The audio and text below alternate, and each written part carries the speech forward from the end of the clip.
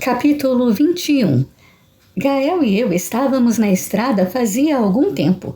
Nosso destino ficava a apenas 50 minutos ao sul de Cork. Ele não me dera detalhes, como o nome da cidade ou o motivo daquela viagem. Ainda estava um pouco dolorida por ter passado tantas horas na mesma posição no dia anterior. Mas depois do jantar, eu tinha caído na cama e apagado, abençoadamente em um descanso sem sonhos. Então me sentia renovada naquela manhã e animada, conforme a paisagem se alternava entre pastos com vacas gorduchas e plantações, uma mata tão fechada que apenas o asfalto ficava visível, para voltar a planícies verdes de novo. O carro, outro daqueles antigos, serpenteava pela estrada estreita, e eu reparei que, toda vez que cruzávamos um veículo, Gael erguia 2 dedos do volante, e o motorista sempre devolvia o cumprimento. Confesso que achei bastante desconfortável viajar na contramão, sentada no banco do Dodge Charger preto, no lado que para mim era o do motorista, sem nenhum volante ou pedais diante de mim. No horizonte surgiu uma pequena vila com casinhas brancas e arbustos floridos, e, um pouco mais à frente, o mar da Irlanda. Estamos quase chegando. Gael virou à direita, tomando o caminho que margeava a baía.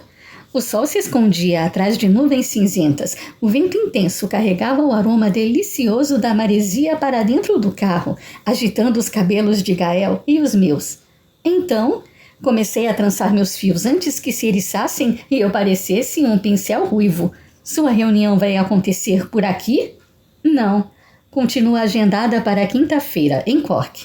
Certo. Então, aonde estávamos indo?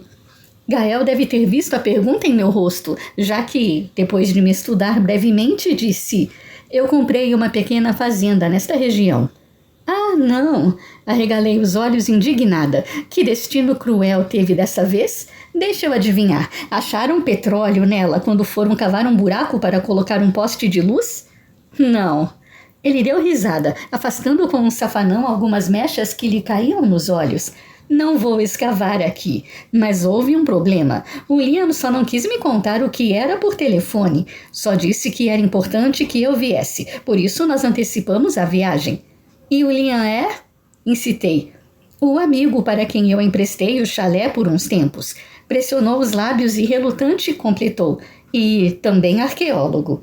Isso me lembrou de uma coisa. Sabe, eu andei pensando, se você é tão ligado nessa parada de arqueologia, por que resolveu fazer engenharia? Eu não tenho a paciência necessária para esse tipo de trabalho.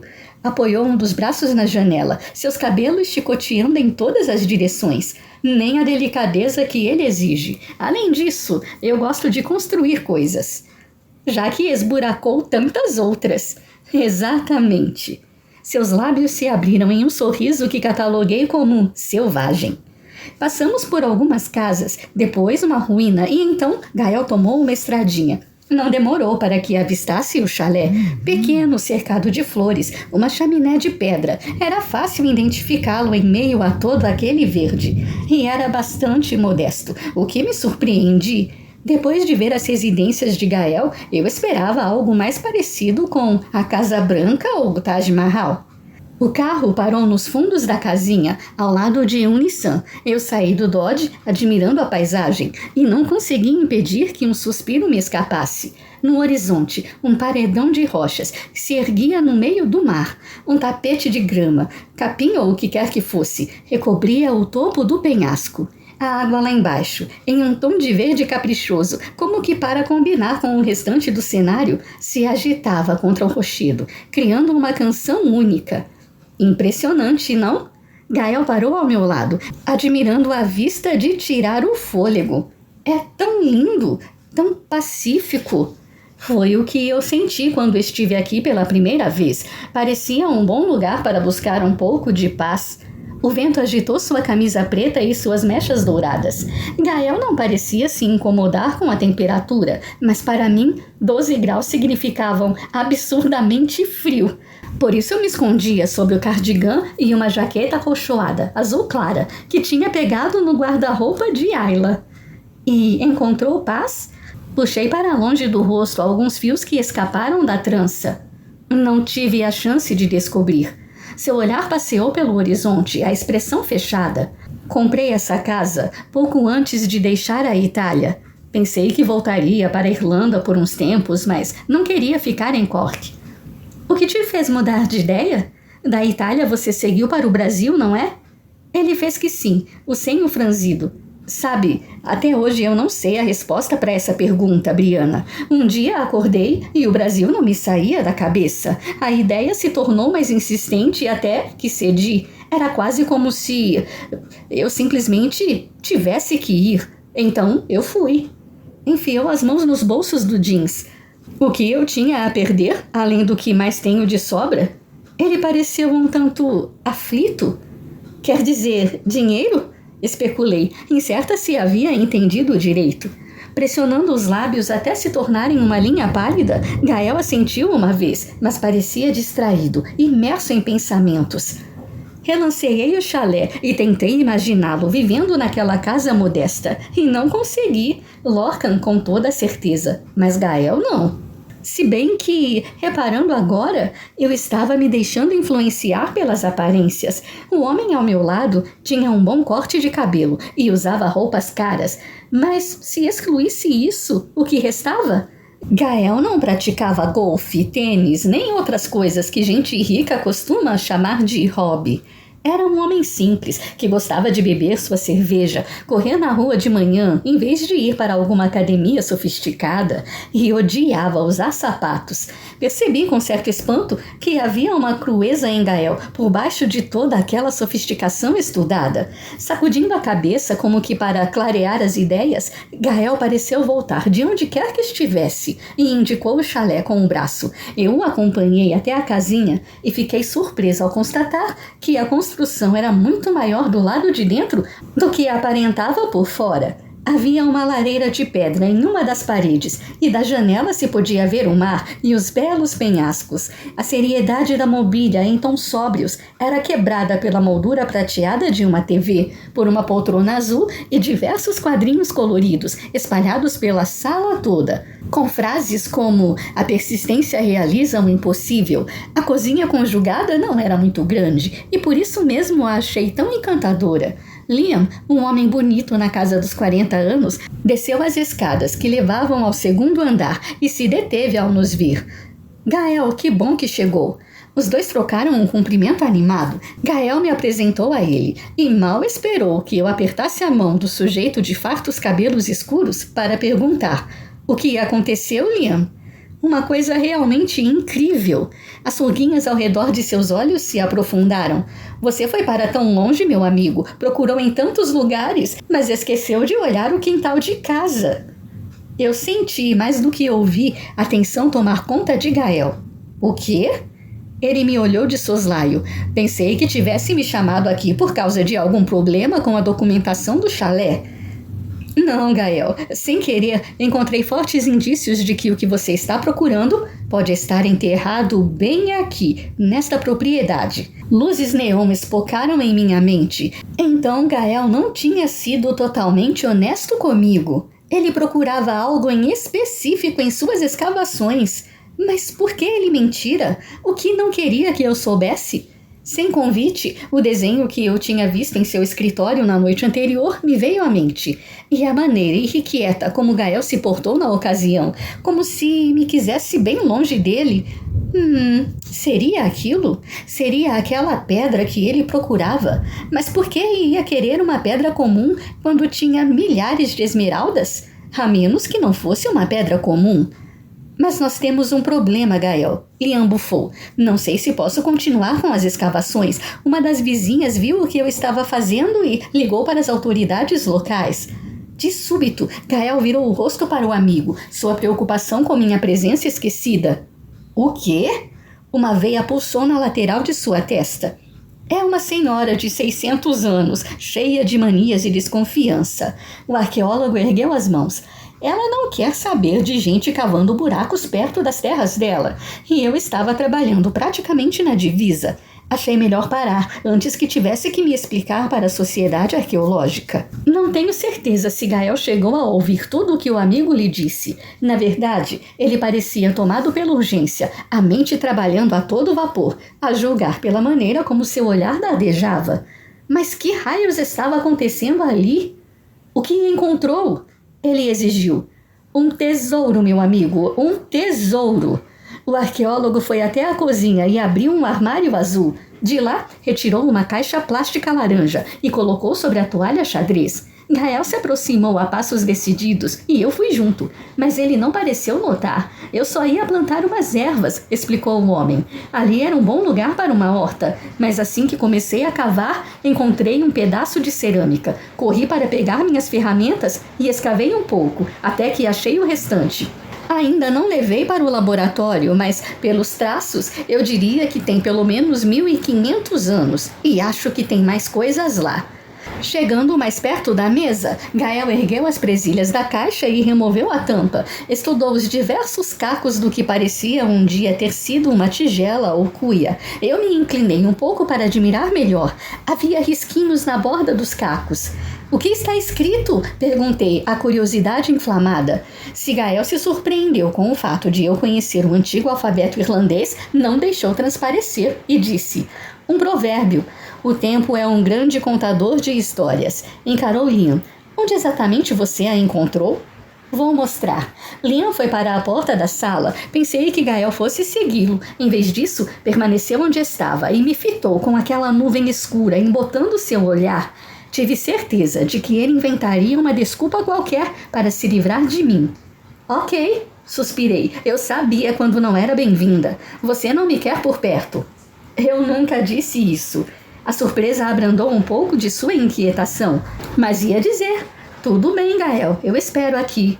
Puxei a cadeira para me sentar. Uma das pontas da toalha havia se enroscado no encosto, mas eu só percebi quando a caixa laranja escorregou pela mesa e se precipitou em direção ao piso. Ah, merda! Resmunguei, me inclinando para pegá-la. No entanto, o Gael foi mais rápido e alcançou a caixa antes que eu pudesse transformar 1,5 milênio de história em farofa. Levei a mão ao peito para acalmar meu coração. Acho que é melhor eu esperar lá fora, longe do chalé e do seu carro, apenas por precaução. Ele tentou, mas não conseguiu manter a expressão séria e acabou sorrindo.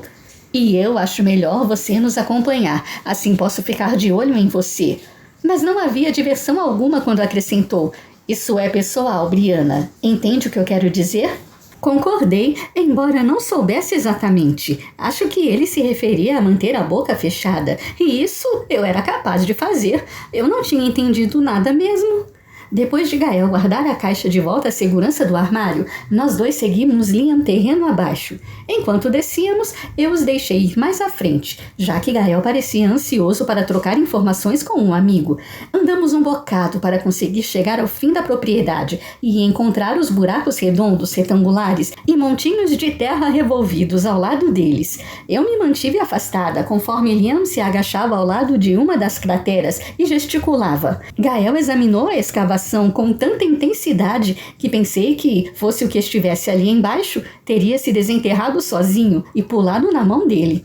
Decidi esperá-los na muralha de pedra que delimitava a propriedade. Depois de falar por algum tempo com meu chefe, Liam resolveu se sentar ali comigo.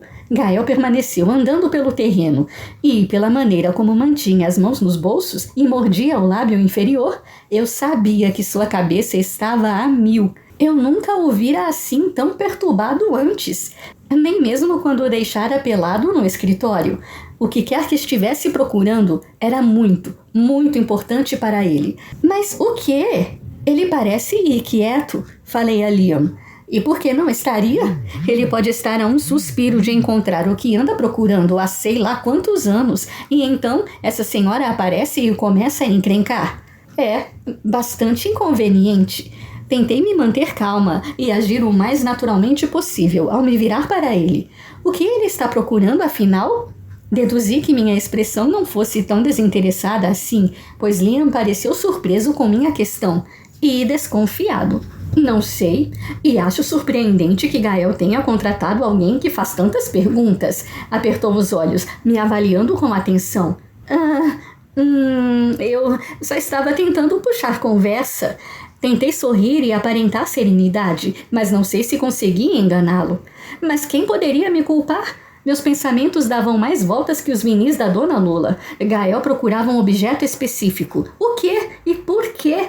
O vento mudou de direção, carregando os sons do oceano, mas havia também um silvo agudo, irritadiço, que ficava cada vez mais e mais alto. Eu me virei para trás, avistando uma senhora de pouco mais de 1,5 m, um longo vestido verde dançando com a brisa. Ela encarava Gael com um misto de ódio e descrença, que fez os cabelos de minha nuca se eriçarem. Um tanto irrequieta, fiquei de pé, passando os braços ao redor do corpo ao momento em que a anciã abriu a boca e sibilou alguma coisa.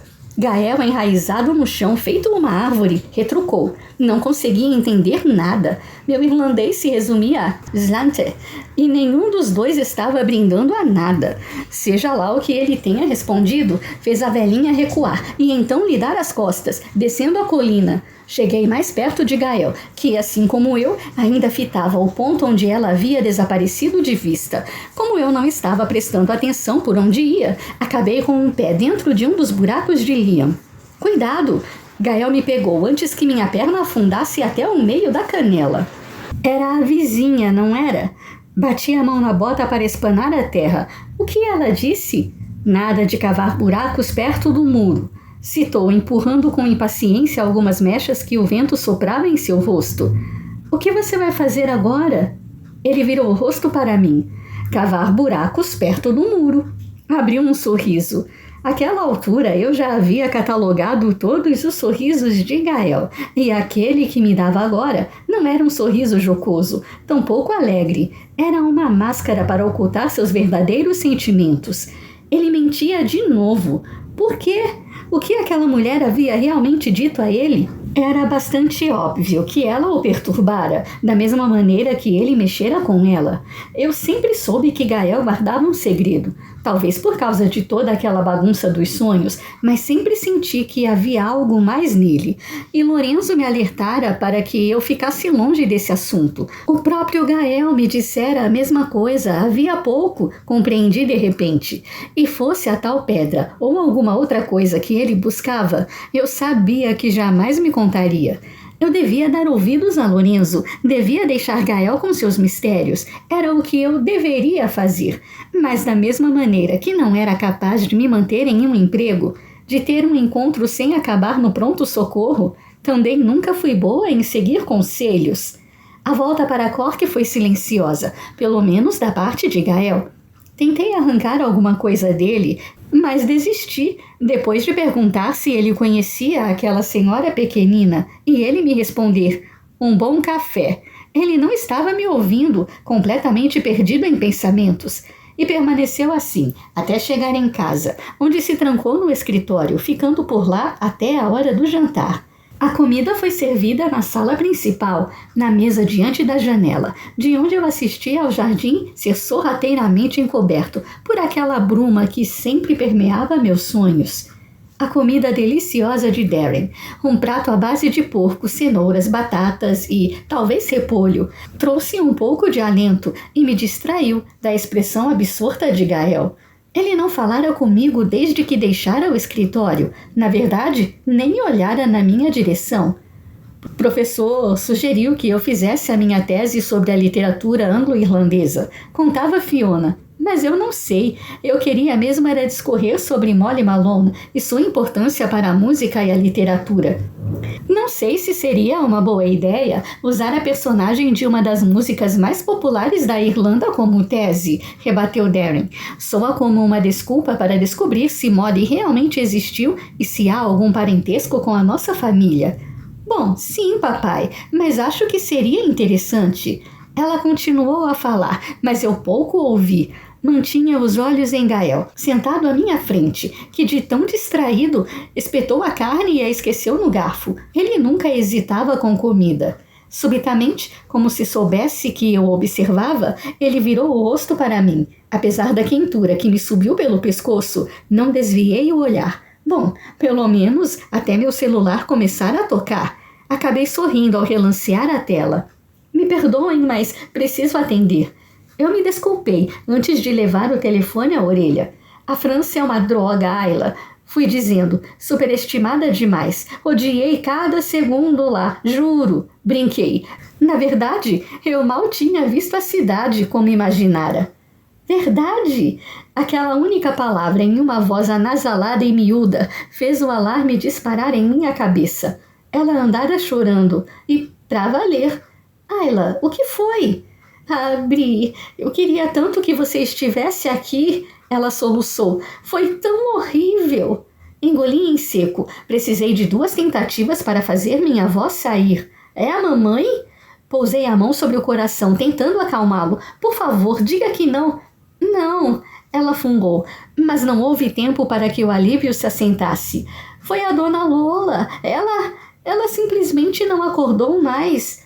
Não podia ser. Dona Lola tinha uma saúde de ferro. Estava bem quando a vi pela última vez. Ela não podia ter partido. Ela era parte de nossa família havia muito tempo. Ela não podia ter... Não ainda. No entanto, o choro baixinho de minha irmã aniquilou minha negação. Meu coração errou uma batida e então começou a se partir, pedaço por pedaço. Fechei os olhos com força. Apoiei o cotovelo no tampo, mas acabei esbarrando nos talheres, me dando conta de que ainda estava à mesa e que era alvo de interesse geral, mesmo que Darren e Fiona não compreendessem uma palavra do meu português. Gael entendia, no entanto, embora eu duvidasse de que fosse necessário. Minha expressão devia dizer tudo.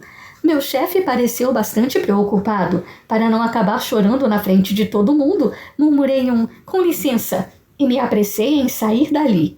Do lado de fora da casa, onde uma fina garoa caía, grudando em minha pele subitamente fria, passei um dos braços ao redor do corpo, tentando deter o tremor, que tinha pouco a ver com a baixa temperatura. Tentei engolir, e não consegui. Como a mamãe está, Ayla? Forte, tomando as providências de tudo. Além de perder a amiga de anos, ela devia estar revivendo o pesadelo da morte de papai. Ergui o rosto para o céu nublado e nunca em toda a minha vida desejei tanto estar em casa. Como aconteceu, Ayla? Minha irmã me contou que, na manhã anterior, os repórteres finalmente haviam aparecido, como Dona Lola esperara por tantos anos. Ela estava exultante em sua exuberância e aguardara com ansiedade a exibição da matéria no Jornal do Meio-Dia. Depois de assisti-la, ficara sentada por um tempo na poltrona da sala, com um sorriso lhe curvando os lábios.